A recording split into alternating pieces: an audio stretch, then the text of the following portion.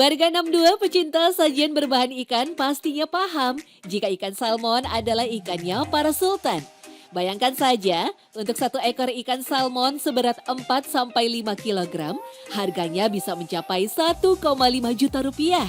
Beda jauh dengan ikan bandeng yang per kilonya maksimal Rp25.000 saja. Wah, ikan bandeng kalah jauh nih. Memang sih, selain rasanya enak, ikan salmon juga sangat baik untuk kesehatan. Dianggap sebagai ikan yang paling tinggi kandungan omega 3-nya. Faktanya, pendapat itu kurang tepat. Karena ikan bandeng justru lebih kaya omega 3, mencapai 14,2%.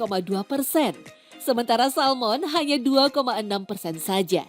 Potensi gizi pada bandeng jelas menang telak jika dibandingkan dengan salmon. Sayang, ikan bandeng malah dikenal sebagai ikan murahan yang memiliki citra negatif karena banyak durinya, sehingga dianggap berbahaya jika dimakan.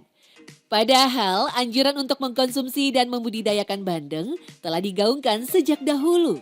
Sunan Giri termasuk salah seorang dari Wali Songo yang menjadi pelopornya.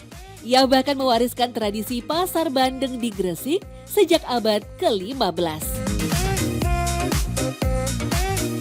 Pasar Bandeng itu sendiri adalah tradisi turun-temurun yang ada di Kabupaten Gresik yang diadakan setiap bulan Ramadan di malam ke-27 sampai 29. Nah, diadakannya di sekitaran Pasar Gresik setiap menyambut Hari Raya Idul Fitri. Nah, orang Gresik tuh percaya belum lebaran kalau belum makan bandeng. Warga Gresik kalau mudik itu sendiri kalau pulang itu selalu bawa olahan dari bandeng sih. Terus akhir-akhir ini makanya dari tahun 1974 itu dibuat festival yang namanya Pasar Bandeng. Yang banyak sekali seperti ada lelang bandeng. Sejak dulu, ikan bandeng adalah ikan pangan populer di Asia Tenggara. Dalam budaya Nusantara dan Tiongkok, ikan bandeng mendapat tempat yang istimewa. Pada masa kerajaan Majapahit, olahan berbahan ikan bandeng termasuk makanan khusus kerajaan yang kemudian menyebar menjadi makanan masyarakat umum seiring keruntuhan dari Majapahit. Ikan bandeng lalu dibudidayakan besar-besaran. Kesultanan Banten bahkan terkenal dengan potensi ikan bandengnya yang melimpah. Ikan yang penuh duri ini diolah dengan berbagai cara, termasuk dengan dijadikan sate bandeng tanpa duri kesukaan Sultan Banten. Lalu bagaimana mulanya hingga Pasar Bandeng di Gresik menjadi bagian dari tradisi malam Salawe warisan Sunan Giri. Sunan Giri ini kan memiliki sebuah kedaton atau sebuah tempat di mana banyak orang yang kemudian menimba ilmu ke Sunan Giri dari berbagai pulau, dari berbagai wilayah yang datang ke Giri dan kemudian momen saat malam Slawi menjadi sebuah tanda untuk mereka ibaratnya mengejar berpamitan dan kemudian pulang mudik kalau istilahnya sekarang lah. Saat mudik itulah konon dipercayai para santri-santri ini membawa bandeng sebagai oleh-oleh. Pada masa Majapahit, bandeng dipelihara di kolam-kolam istana sebagai ikan hias layaknya ikan koi. Sejak meredupnya pamor Majapahit dan meningkatnya pengaruh dakwah Islam yang dibawa Wali Songo, ikan bandeng menjadi santapan masyarakat umum. Apalagi jumlahnya melimpah dan rasanya nikmat.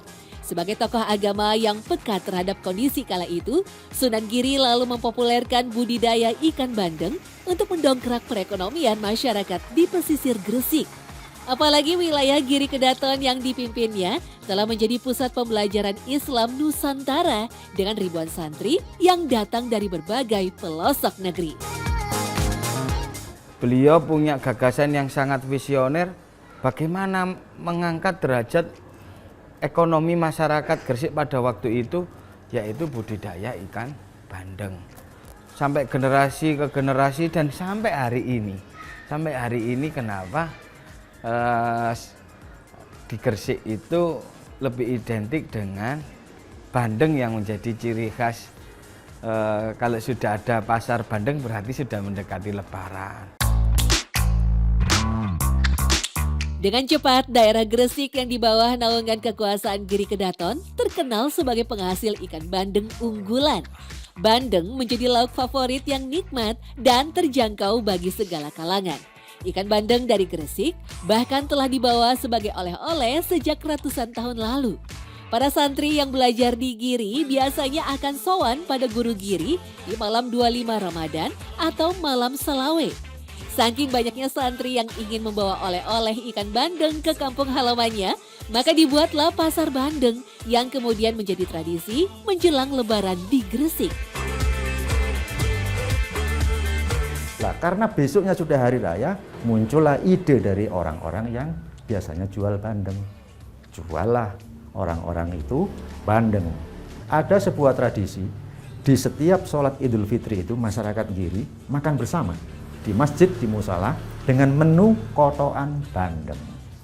Bukan lain-lain menunya, hanya kotoan bandeng. Semua bawa satu lengser menu nasi kotoan bandeng. Nah, itulah kaitannya dengan pasar bandeng. Seiring perkembangan zaman, tradisi Pasar Bandeng Gresik berubah menjadi Festival Pasar Bandeng yang berlangsung selama kurang lebih 3 hari, yaitu pada tanggal 27 hingga 29 Ramadan setiap tahun. Kegiatannya tak sebatas jual beli bandeng saja. Agar lebih menarik, digelar pula kontes ikan bandeng terbaik dan acara lelang bandeng sebagai cara untuk mengapresiasi para nelayan pembudidaya bandeng yang ada di Gresik. Alhasil, sejumlah ikan bandeng berukuran jumbo akan menjadi sorotan. Ketika malam puncak perayaan Festival Pasar Bandeng, yaitu pada malam ke-29 Ramadan, akan dipilih 3 ikan bandeng terbaik yang akan dilelang secara khusus, di mana harga penawaran tertingginya bisa mencapai puluhan juta rupiah. Sebenarnya lelang ini kan juga menjadi semacam tradisi yang sangat dekat dengan orang-orang di pesisir. Di masa itu ketika masih belum ada nominal rupiah barangkali atau mata uang, sistem barter ini kan dilakukan dengan cara lelang. Era kolonial Belanda itu merapikan itu dengan cara harus ada standar nilai atau hari ini kita mengenalnya sebagai mata uang.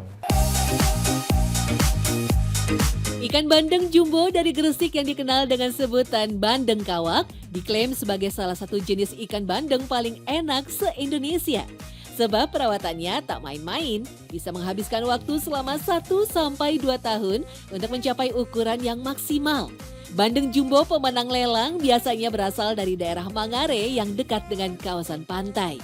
Yakin deh cita rasa olahan dagingnya bisa bikin ketagihan. Kalau bandengnya Gresik itu lebih enak. Kenapa? Khususnya di daerah Mengare, Kecamatan Bunga, terus Kecamatan Ujung Pangkah, Kecamatan Sedayu, yang perbatasan laut ini, ya kan, pesisir pantai utara ini, bandengnya pasti lebih enak. Bandengnya lebih gurih, budidayanya pakai air laut, air asin. Jadi bandengnya ini enggak bau tambak, enggak bau tanah ya, tetapi memang lebih gurih, lebih enak lah. Festival Pasar Bandeng telah menjadi tradisi warisan wali yang bernilai ekonomi tinggi.